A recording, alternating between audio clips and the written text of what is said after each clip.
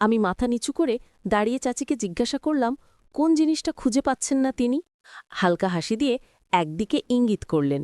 মনের মধ্যে এক অস্বস্তির অনুভূতি খেলা করতে লাগল, যেন মুহূর্তেই সবকিছু পাল্টে গেছে।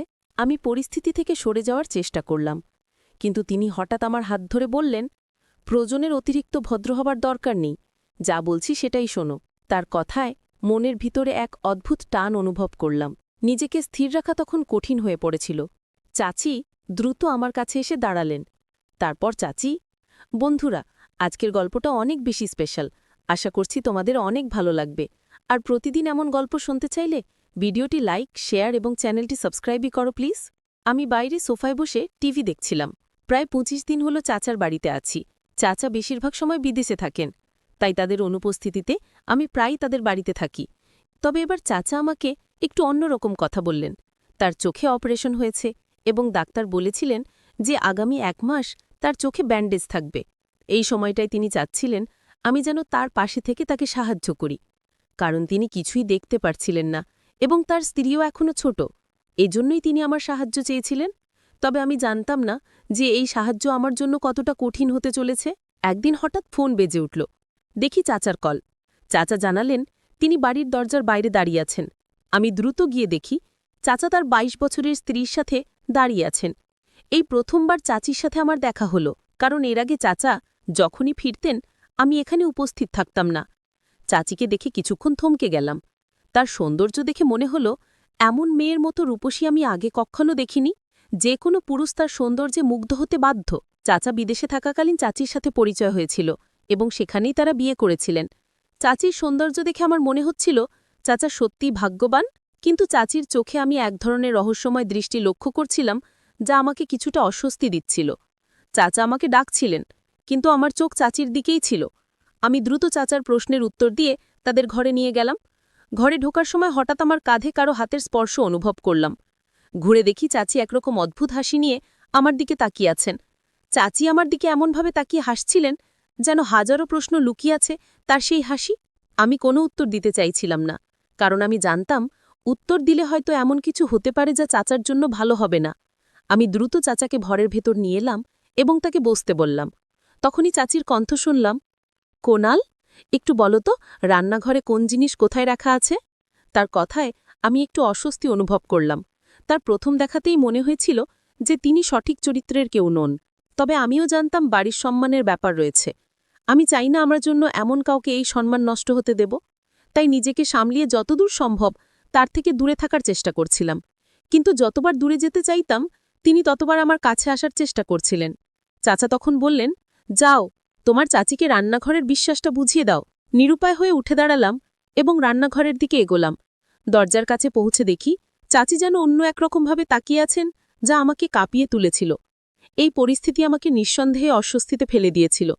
আমি সামনে থাকা দৃশ্য থেকে চোখ সরাতে চাইছিলাম, কিন্তু কিছুতেই তা সম্ভব হচ্ছিল না। আমার ২২ বছর বয়সী চাচি আমার দিকে তাকিয়ে মৃদু হাসছিলেন, আর এতে আমার হৃদয় দ্রুত স্পন্দিত হচ্ছিল। হঠাৎ তার কণ্ঠ শুনতে পেলাম, আরে কুনাল, ওখানে কেন দাঁড়িয়ে আছো? এখানে এসে দেখাও তো রান্নাঘরের জিনিসপত্র কোথায় আছে। চাচির কথা বলার ভঙ্গি এমন ছিল যেন সেটি একদম স্বাভাবিক, কিন্তু আমার জন্য এই মুহূর্তটা ছিল ভীষণ অস্বস্তিকর। আমি চোখ নামিয়ে নিলাম, কারণ জানতাম বেশি সময় তাকিয়ে থাকলে নিজের উপর নিয়ন্ত্রণ হারাতে পারি, যা কোনোভাবেই চাইনি। আমি যখন তার কাছাকাছি দাঁড়ালাম তখন হঠাৎ তিনি আমার কাঁধে হাত রাখলেন। মনে হলো শরীরে যেন বিদ্যুৎ খেলে গেল, আর আমি তাড়াতাড়ি পিছিয়ে দাঁড়ালাম। আমাকে দেখেই তিনি মুচকি হেসে বললেন, বাহ, তুমি তো আসলেই বেশ শর্ট। ভাবতেই পারিনি তুমি এতটা সরল। আমার ধারণা ছিল তোমার চরিত্র অন্যরকম। তার কথা শুনে আমি হতবম্ব হয়ে গেলাম। এমনভাবে বলছিলেন যেন আমার পুরো জীবনটাই তিনি জানেন। তার এমন কথায় যেন আকাশ ভেঙে মাথায় পড়ল। এমন কিছু কথা ছিল যা আমার পরিবারের কেউই জানত না, এমনকি বেশিরভাগ বন্ধুর কাছেও কখনো বলেনি। তাই চাচির মুখে এসব কথা শুনে আমি অবাক হয়ে গেলাম। তিনি আমার দিকে তাকিয়ে হাসলেন এবং বললেন, তোমার এত অবাক হবার দরকার নেই, আমার জন্য এসব জানা কঠিন কিছু না। এই কথা বলেই তিনি চোখ মারলেন। তখনই বুঝতে পারলাম যে এই মহিলা খুবই চালাক এবং তার সাথে কোনো ঝামেলায় জড়ানো মানে নিজের বিপদ ডেকে আনা। তাই আমি ঠিক করলাম আর বেশি সময় এখানে না থেকে বাড়ি ফিরে যাব। আমি মাথা নিচু করে দাঁড়িয়ে চাচিকে জিজ্ঞাসা করলাম কোন জিনিসটা খুঁজে পাচ্ছেন না তিনি। হালকা হাসি দিয়ে একদিকে ইঙ্গিত করলেন। মনের মধ্যে এক অস্বস্তির অনুভূতি খেলা করতে লাগল, যেন মুহূর্তেই সবকিছু পাল্টে গেছে। আমি পরিস্থিতি থেকে সরে যাওয়ার চেষ্টা করলাম, কিন্তু তিনি হঠাৎ আমার হাত ধরে বললেন, প্রয়োজনের অতিরিক্ত ভদ্র হবার দরকার নেই, যা বলছি সেটাই শোনো। তার কথায় মনের ভিতরে এক অদ্ভুত টান অনুভব করলাম। নিজেকে স্থির রাখা তখন কঠিন হয়ে পড়েছিল। চাচি দ্রুত আমার কাছে এসে দাঁড়ালেন। তারপর চাচিকে আবার দেখতে গিয়ে মন আবারও অস্থির হয়ে পড়ল। কিন্তু তার দিকে এগোনোর আগেই হঠাৎ কারো পায়ের আওয়াজ পেলাম। চাচা এসে পড়েছিলেন। আমি তাড়াতাড়ি সরে দাঁড়ালাম। আমাকে দেখে চাচি মুখ বাঁকালেন এবং বললেন, ভয় পেও না, তিনি কিছুই দেখতে পাবেন না। তার কথায় কোনো উত্তর না দিয়ে আমি চাচার কাছে গেলাম এবং জিজ্ঞাসা করলাম, আপনার কিছু লাগবে কি? তিনি মাথা নাড়িয়ে বললেন, না, আমার কিছুই লাগবে না। তবে আমি চাই তুমি। চাচা আমাকে বললেন, তোমার চাচিকে ফার্ম হাউসে নিয়ে যাও, কারণ এখান থেকে যাওয়ার আগে থেকেই সে সেখানে যাওয়ার জন্য খুব উৎসাহী ছিল। তুমি জানো সেই এলাকাটা কত সুন্দর। যখন তাকে ফার্ম হাউসের ছবিগুলো দেখালাম, তখন থেকেই সে যাওয়ার জন্য অস্থির হয়ে পড়েছে। একবার চাচির দিকে তাকালাম আর দেখলাম সে আমাকে এক অদ্ভুত দৃষ্টিতে দেখছে। হঠাৎ সে এমনভাবে ইশারা করলেন যে আমার লজ্জায় মাথা নিচু হয়ে গেল। মনে হলো চাচাকে না বলে দেই, কিন্তু চাচা অনেকটা অনুরোধের সুরেই আমাকে বলেছিলেন।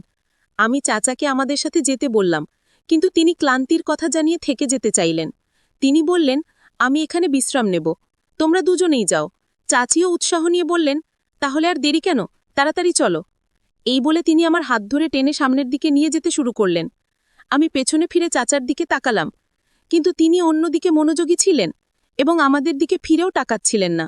এদিকে চাচি আমার হাত শক্ত করে ধরে রেখেছিলেন, যার স্পর্শে আমি অস্বস্তিতে পড়ে যাচ্ছিলাম। অবশেষে এক ঝটকায় হাতটা ছাড়িয়ে নিলাম। আমি তাকে কড়ার সুরে বললাম, আমার সাথে এমন আচরণ করার কোনো প্রয়োজন নেই।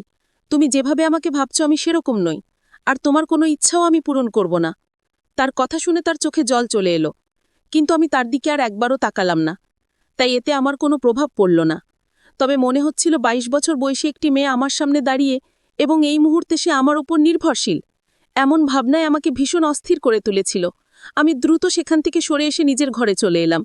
বুক ভরে শ্বাস নিচ্ছিলাম, কিন্তু বুঝতে পারছিলাম না কিভাবে এই সমস্যার সমাধান করব। তার আচরণে আমি বেশ বুঝতে পেরেছিলাম নিজেকে নিয়ন্ত্রণ করা আমার পক্ষে সহজ হবে না। অবশেষে বুঝতে পারলাম আমারও সীমাবদ্ধতা আছে এবং অনেকক্ষণ ধরে নিজেকে নিয়ন্ত্রণ করা সম্ভব নয়। সেই সাথে মনে হচ্ছিল সুযোগ এখনই আমার সামনে, কিন্তু এমন চিন্তা মাথায় আসতেই দুহাতে নিজের মাথা চেপে ধরলাম এবং মনে মনে নিজেকে শান্ত রাখার চেষ্টা করতে লাগলাম। হঠাৎ শরীরটা খারাপ লাগতে শুরু করল, তাই চাচার কাছে গিয়ে বললাম, আজ হয়তো আমি যেতে পারবো না। কিন্তু তখনই চাচিকে সুন্দর পোশাক পরে দাঁড়িয়ে থাকতে দেখলাম এবং এক মুহূর্তে থমকে গেলাম। তাকে দেখে মনে হচ্ছিল যেন এক অনন্য সৌন্দর্যের ঝলক দেখা দিচ্ছে। আমি দৃষ্টি সরিয়ে নেওয়ার চেষ্টা করলাম, কিন্তু বারবার চোখ ফিরে যাচ্ছিল। মনে হচ্ছিল নিজের আবেগকে সামলে রাখা কঠিন হয়ে পড়ছে। সেই মুহূর্তে ভাবলাম হয়তো তার ইচ্ছাটি সম্মান জানানোই সঠিক হবে। যদি সে নিজেই এতে স্বচ্ছন্দ বোধ করে, তবে আমি কেন পিছু হটব?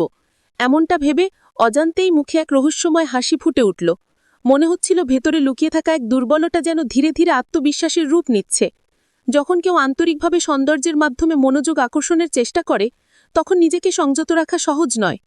শুরুর দিকে নিজেকে সামলে রাখা কঠিন ছিল, কিন্তু একবার মনে হলো যে পরিস্থিতি মেনে নিলে সব সহজ হয়ে যাবে। তখন থেকেই মনে একটা স্বস্তি এলো। সবকিছু স্বাভাবিক মনে হতে শুরু করলো। তাই বেশ আত্মবিশ্বাসের সুরে বললাম, চলো আমাদের যাত্রা শুরু করতে হবে। আমি চাচাকে বললাম, দ্রুত না গেলে আবহাওয়া খারাপ হয়ে যাবে। আমার কথা শুনে চাচা বললেন, আবহাওয়া খারাপ হয়ে গেলে দুজনেই সেখানে থেকে যেও। চাচার এমন সহজভাবে বিশ্বাস করাটা দেখে আমার মনে একটু অপরাধ বোধ তৈরি হলো। চাচা আমার উপর যে বিশ্বাস রেখেছেন সেটা মনে হতেই অস্বস্তি হচ্ছিল। তখন হঠাৎ অনুভব করলাম কেউ আমার হাত ধরেছে। তাকিয়ে দেখি চাচি দাঁড়িয়ে আছেন আর মিষ্টি করে হাসছেন। চাচি বললেন, চলো আর দেরি কেন? আমি হেসে ফেললাম, যা দেখে চাচি একটু বিস্মিত হয়ে নিচু হয়ে তাকালেন। তাকে নিয়ে দ্রুত গাড়ির দিকে এগোলাম। পথে তিনি মুচকি হেসে বললেন, তোমার তো সাহস এত তাড়াতাড়ি ফুরিয়ে গেল। আমিও হেসে উত্তর দিলাম, সামনে এমন একজন সুন্দরী থাকলে কারিকা সাহস থাকে। তার হাসিটা বেশ মোহময় ছিল। যদি বলি তিনি সম্পূর্ণ রূপের আধার, তাতে ভুল কিছু হবে না। তার কণ্ঠ থেকে শুরু করে তার হাসি সবই বেশ আকর্ষণীয় ছিল। তখন বললাম, সেখানে গিয়েও কি তুমি অন্যদেরও এমন করে আকর্ষণ করবে? আমার কথা শুনে প্রথমে সে একটু রেগে আমার দিকে তাকালো, কিন্তু কিছুক্ষণ পরেই হেসে উঠল। তার এমন আচরণ দেখে আমি অবাক হলাম, কারণ আমি তো কোনো মজা করিনি, শুধু সোজাসুজি এক প্রশ্ন করেছিলাম। সে বলল, না, আমি ওখানকার অন্য কাউকে আকর্ষণ করার চেষ্টা করিনি। তোমার চাচা আমাকে ঘরে রেখে বাইরে যেতেন, যাতে কারো সাথে আমার কোনো সম্পর্ক না হয়। তার কথা শুনে আমি কিছুটা হতবাক হয়ে জিজ্ঞাসা করলাম, কেন এমন করতেন? সে হেসে বলল, আসলে একবার তোমার চাচা আমাকে কিছু ভুলভাবে ধরে ফেলেছিলেন। তখন আমি মিথ্যে বলেছিলাম যে সে আমার দূরের আত্মীয়। কিন্তু তুমি তো জানো তোমার চাচা কতটা সরল মানুষ। তিনি এখনও আমাদের একসাথে যেতে দিয়েছেন, যদিও জানেন যে আমরা দুজনেই তরুণ। বেশিরভাগ মানুষ বুঝতে পারে না যে কখন পরিস্থিতি খারাপ হতে পারে। তার কথা শুনে আমি মাথা নাড়িয়ে বললাম, না চাচা, আমাদের পরিবারের সবচেয়ে বুদ্ধিমান মানুষ তার এই বিশ্বাসকে কখনো ভুল ব্যাখ্যা করতে দিও না। সামনে তো বাবার চালাকি বেশিক্ষণ টিকবে না। তার কথা শুনে সে হাসল এবং বলল, হয়তো তাই হবে, কিন্তু আমার ব্যাপারে সে একেবারেই বোকা, আর এটা নিয়ে আমি বেশ খুশি। এখনও তুমি জানো না যে সে আমাকে কতটা বড় আনন্দ দিতে চলেছে। আমি ওর দিকে তাকাতেই সে খিলখিল করে হেসে উঠল। ফার্ম হাউস এখান থেকে প্রায় 2 ঘন্টার পথ। আমরা প্রায় আধা ঘন্টা ধরে গাড়ি চালাচ্ছি। আমার মনে হচ্ছিল যেন উড়ে সেখানে পৌঁছে যাই। যত দ্রুত যাওয়ার চেষ্টা করছিলাম ততই যেন বাধা আসছিল। প্রথমে গাড়ির যান্ত্রিক সমস্যা দেখা দিল, তারপর হঠাৎ করেই পেট্রোল শেষ হয়ে গেল।